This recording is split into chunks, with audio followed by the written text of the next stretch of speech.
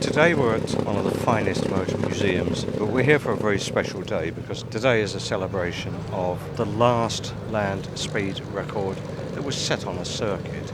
And it was set on the Brooklands banking, the fearsome Brooklands banking, by Kenelm Lee Guinness in a 350 horsepower Sunbeam, 133.75 mph.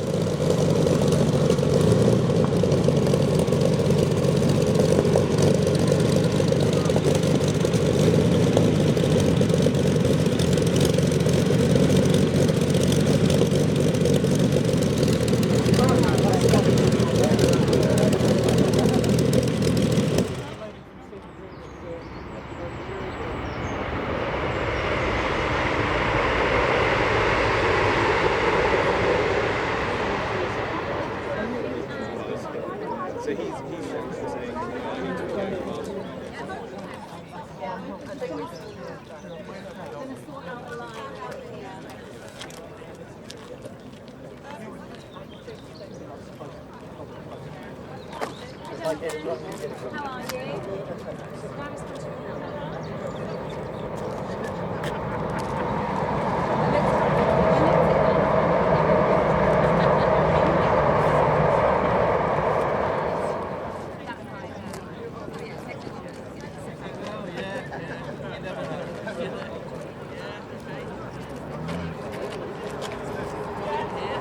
Right, ready?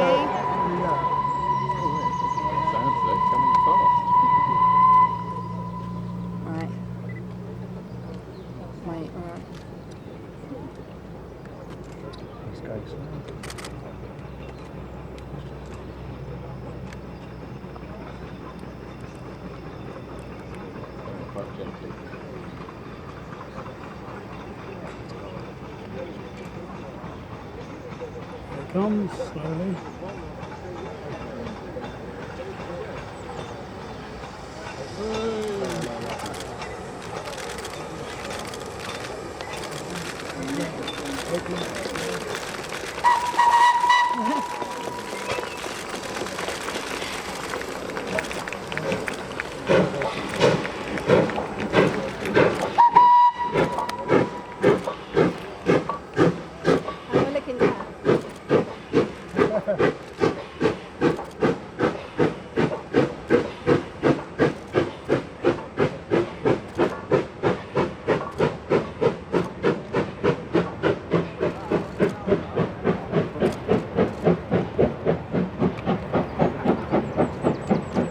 Waving from the train.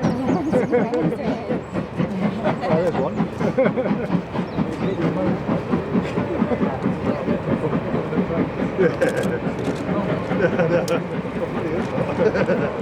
You don't turn the rock any first. Hey!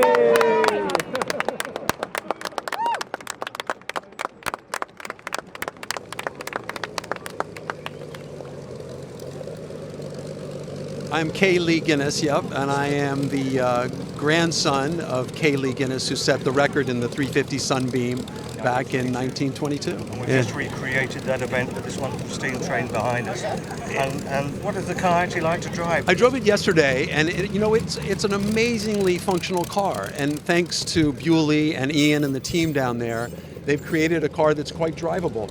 The brakes are a bit grabby. It's got a very short throw on the accelerator pedal, so you're either sort of on or off. And the suspension's pretty bumpy. It's a pretty stiff suspension. But at the end of the day, it wants to run, and you get very tempted to put your foot down, but we don't have a lot of room here. Well, so you have to sort of be well behaved. And it is pretty bumpy here these days, as we've seen from some of the films. It is indeed, but what a great thing that we have this track and we have the high banking and everything. Such a great piece of history. And it's an amazing feat by your grandfather to stay actually in the car. It was. The car has a reputation of being very finicky and very difficult to drive and not an easy car to manage. And he was one of the few that could manage it. And it was not a friendly car. And what he was able to do was very unique. Yet this car went on to hold 2 more records. It did. Increasingly larger engine. Campbell refined it and pushed it even further. But I think what's unique about what my grandfather did is he did it on a circuit. And after him, all the land speed records were on the straight. And so if you think about it, he had to maintain that speed on an oval track with corners and trying to stage those specific speed runs through the traps. And it was the end of that era. And from then on, it moved into the flats and to the other places on beaches and things like that. So a it was very really brave man that we've honoured here today with a recreation of that 1922 record. Indeed, indeed. And I'm so glad that everybody put this together, and really that we can remember all the great drivers of that period that really forged the way for many of the things that we know today in terms of motorcar racing. So, Thank you very much for your time, sir. indeed, Thank my you. pleasure. Thank you. Good. Much appreciated. Yeah.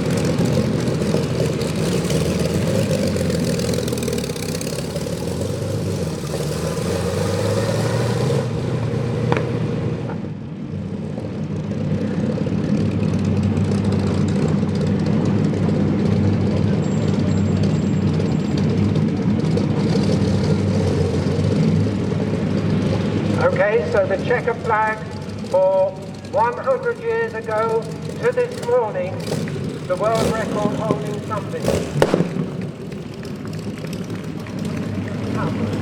So this car also was raced by Harry Holder. So Julian Matthew, owner and driver.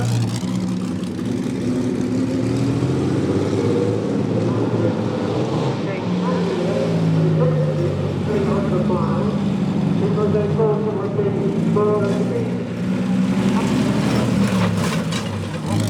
Right.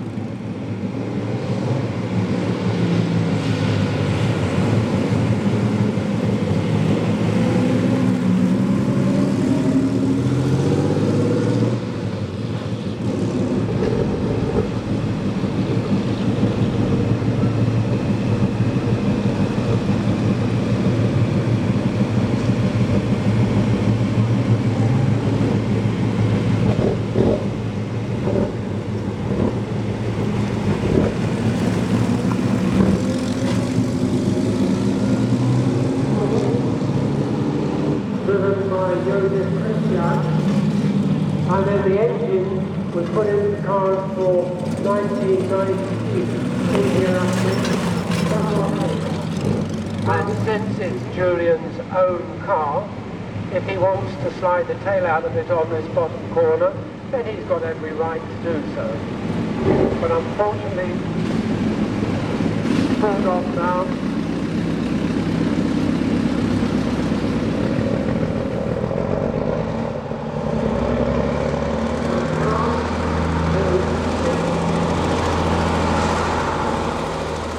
Another 100-year-plus monster, the Isotta Frascini, and I'm talking to its owner, Michael Vardy, and his wife, Jackie.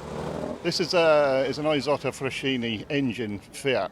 Right. It was a prototype car that Fiat built in '05. Yeah. It's a long story, but there was a car called the Flying Dutchman that Mercedes built, did a land speed record car, which had two engines in it.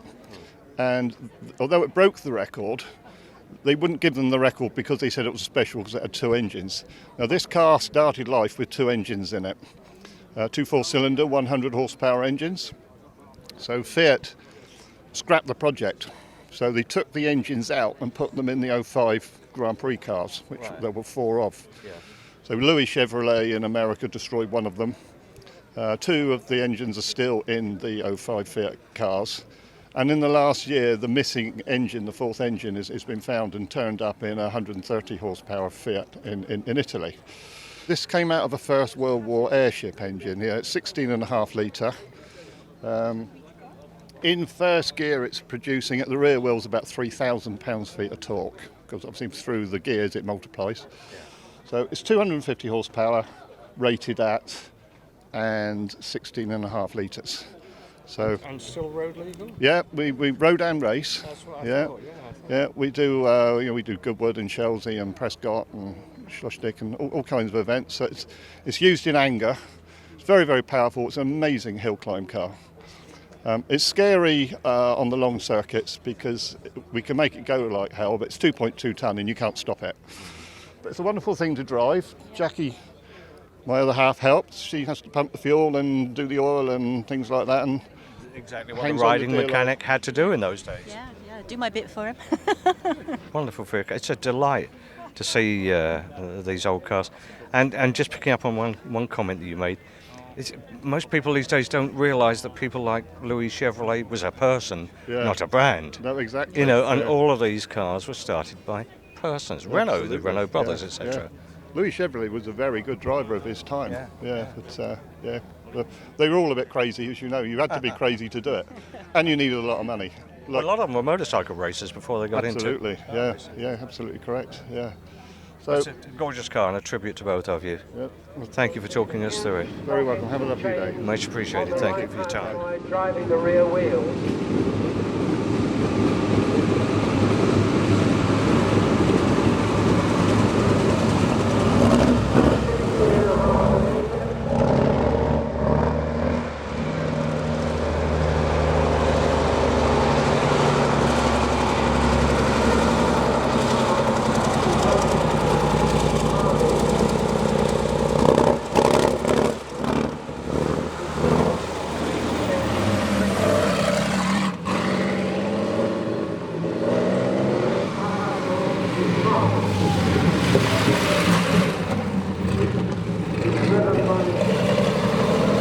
But it's being driven today on his behalf by Angus McCurra, who obviously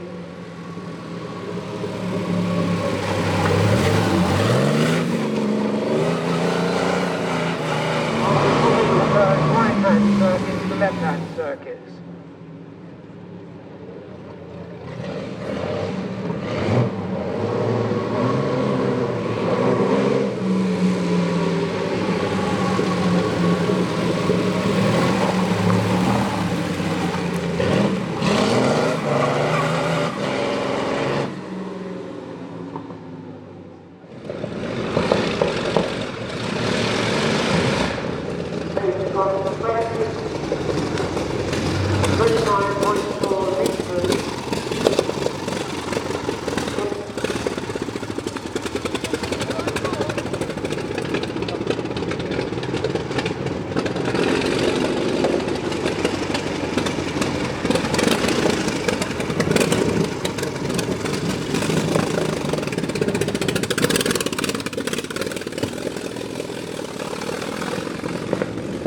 If you look carefully, ladies and gentlemen, you'll see two tiny headlights on this car and a registration number across the petrol tank. I don't know whether it's road legal or not, but just imagine driving this on the M25.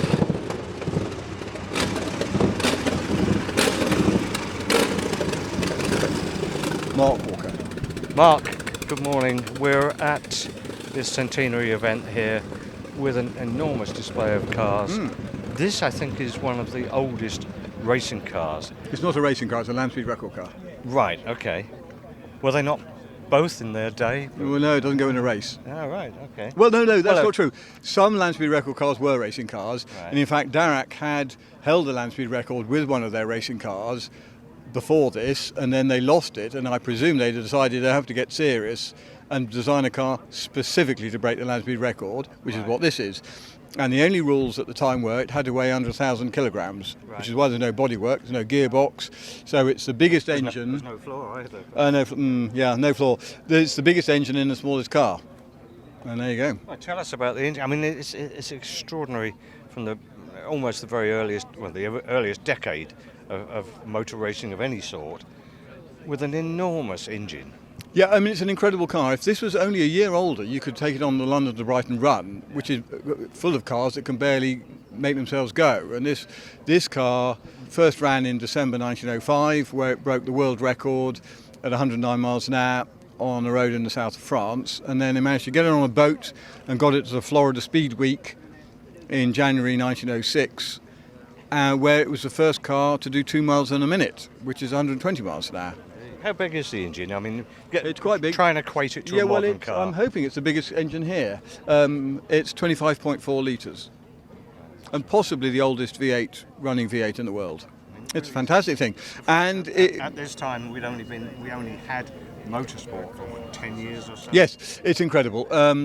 And what is extraordinary, seeing as all it had to do was to do a flying kilometre once, really. Here we are 117 years later, and last weekend I drove to the south of Paris to an event at Montlhéry and drove it home again on the road. And it's not easy. I mean, it's only got 2 gears, and at tick over in bottom gear you're doing over 30, so towns are tricky but not impossible. It's difficult but not impossible. And you know, being held up with modern traffic the whole time is a bit tricky as well, but yeah, it's good. You know, it's a bit thirsty. It's only got a little tank. Yeah. How long have you owned it? About 15 years, I think. Coming back to your tank comment, it's not often you pull one of these onto a forecourt and ask for a top-up. No, I did. It was getting. You can't see it, but there are flames coming out of the exhaust most of the time. I did, you know, drive into a petrol station in the evening at one point, and you know, park near a sign that says "No naked flames," and noticed that there were 3-foot-long flames coming out of it, licking around the petrol pump. But we got away with it. Well, it's a wonderful tribute to. It looks so wonderfully original. It's not. Well, it's largely It's original. not museum It's restored. not. No. It's used. There's no point having a car that's not using it. It's not easy to start though, but you need both hands on the crank handle and pull like hell. And if you're lucky, it goes. Well, thank you. It's a delightful car to see. Thank you. My pleasure.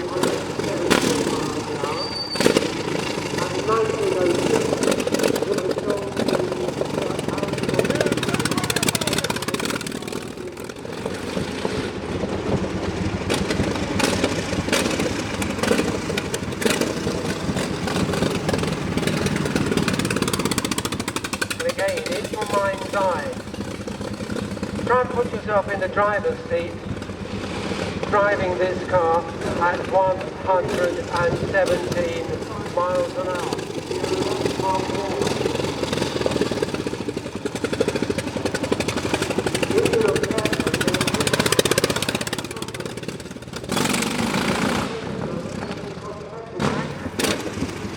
Make this train off the finishing straight from 25 meters down to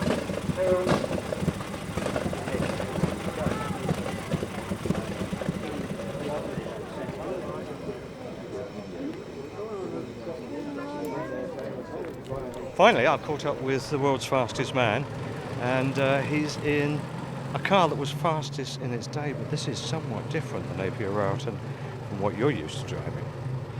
This is, every time I come back to Brooklands, I'm reminded about the astonishing heritage of British motorsport. You ask anybody, where is Formula One based? Where is all the expertise? Where is all the talent? And the answer is the UK. And you can trace that all the way back to what we would now call the world's first motorsport and aerospace technology park, Brooklands Racetrack, the first purpose-built banked racetrack anywhere in the world. And by 1918, it was also one of the largest aircraft manufacturing plants in Europe.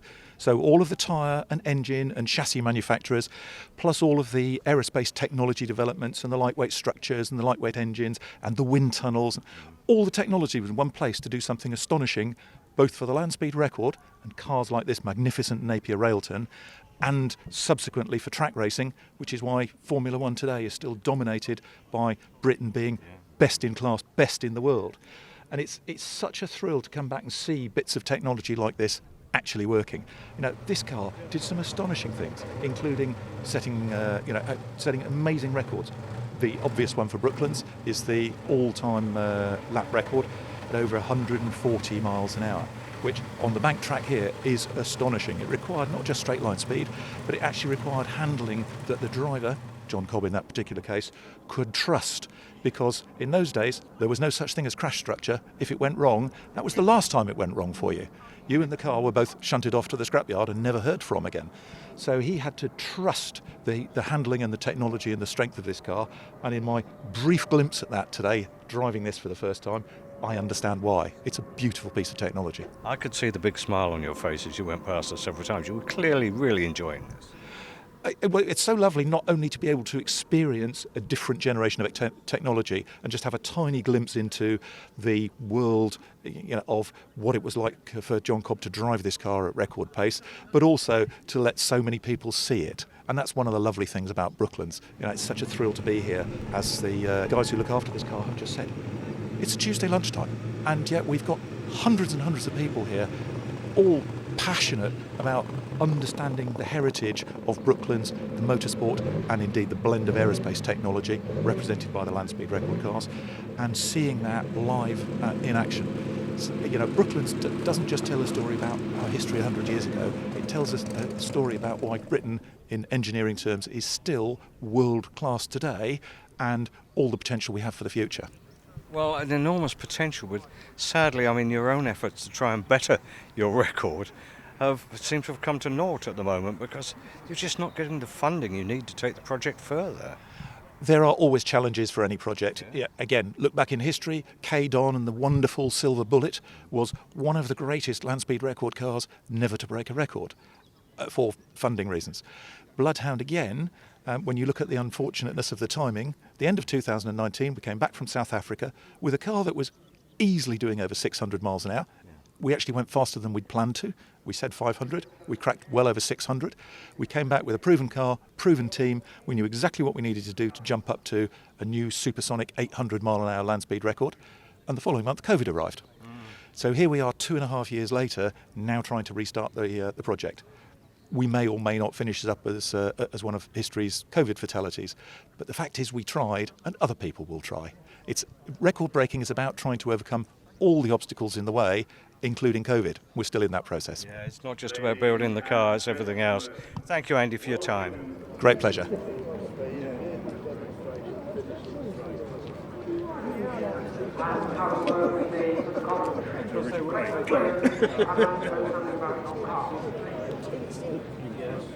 So they put their teeth in because they, if it was off the sale at the right price. Well, we are at the end of an extraordinary day. We've seen some quite amazing cars that really it's almost impossible to see mobile anywhere. The land speed record Sunbeam, I'm sitting now just below the finish line board, the original finish line board. And just to restate it, 17th of May 1922, a 350 horsepower Sunbeam with Kenelm Guinness, 133.75 mph. It's been an extraordinary day to see all of these cars, most of them well over 100 years old, cars that were setting records in 1904, 5 and so on and so on.